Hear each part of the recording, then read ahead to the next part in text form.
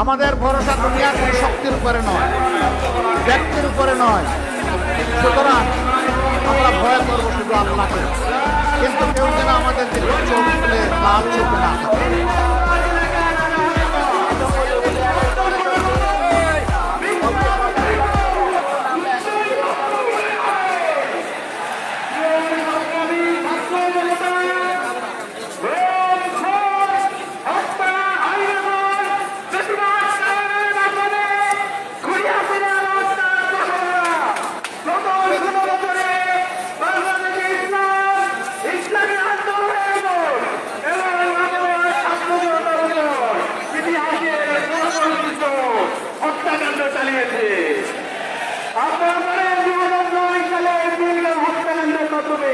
এটাকে নাগরিকদেরকে হত্যা করা হয়েছে 2013 সালে